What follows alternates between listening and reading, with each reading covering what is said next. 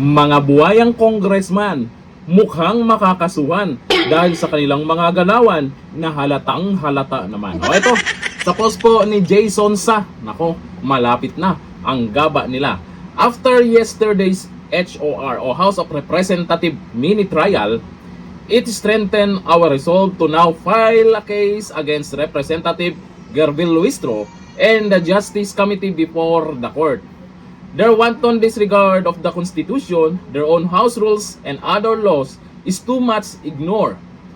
Their foolishness and disrespect for the rights of other people, including their colleagues, must be stopped. There is a mockery of democracy, the fundamental laws, and the convention and the value of respect. Uy, nagmura na siya. For the love of country and the Filipino, let's go to court, mga kuya kong abogado at mga ate kong abogada. Maraming nag-agree dyan at malamang eto na ang inaasikaso nila ngayon na maghain ng kaso. Malamang sa Supreme Court yan. Kung napanood nyo naman yung naging mini trial nila di umano dyan sa Kamara, eh halatang halata yung galawan nila. Tsaka yung pagsisinungaling ni Madriaga, may paiyak-iyak pa. Pero yung ibang congressman dyan na gusto rin magsalita at questionin tong si Madriaga, lalo si Congressman Marcoleta. Napansin nyo po, ay mukhang pinipigilan din siyang magsalita, pero bandang huli pinagbigyan din naman. Kitang-kita naman kung gaano kasinungaling si Madriaga doon pa lang sa painting. Maling-mali na siya. Ewan ko lang, may pa-picture na lang, may papati pa si BP Sara nakaraan, tapos sabihin bagman ka agad. Ang daming binati ni BP Sara lalo sa birthday. Yung mga nagre-request na pabati kay BP Sara, ganito. Marami nang binati siya sa pa-birthday, maraming nagpa-picture. Doon lang ako natawa sa doon ako natawa sa yung ebidensya na inilabas na nakuha daw sa social media. Baka daw yata, yung mga ganong sagutan yata nakuha sa Facebook. Ang gulo. Halata naman kung ano po yung pinagyayaw-yaw dyan ni Madriaga.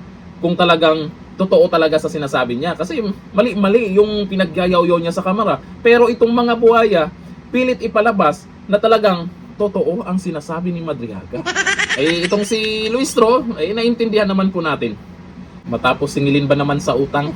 Ayon po dito sa mga nagkomento Sabi ni Lilet Francia de Ramos, bakit kailangang tayo ang masindak sa mga yan? Nanalo lang sila sa kanilang distrito, hindi sa buong Pilipinas, kaya huwag silang feeling superior at untouchables.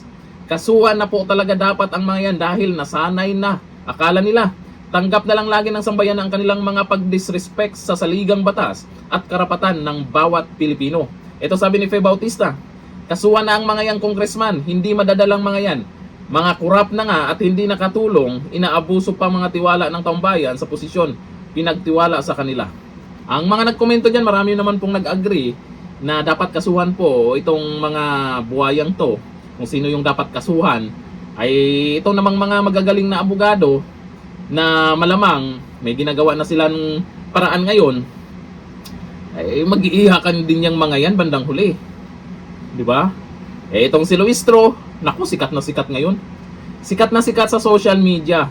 Pero napapansin nyo naman, pag mukha niya ang lumabas at binalita dyan, ang daming tawang-tawa. Ano kaya ang ibig sabihin yan? Malamang, pinagtawanan ang mga yan dahil halata na sa kanilang mga galawan. Dyan sa Kamara, iilan na lang ang dapat pagkakatiwalaan.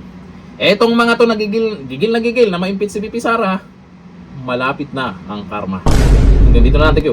Bye-bye.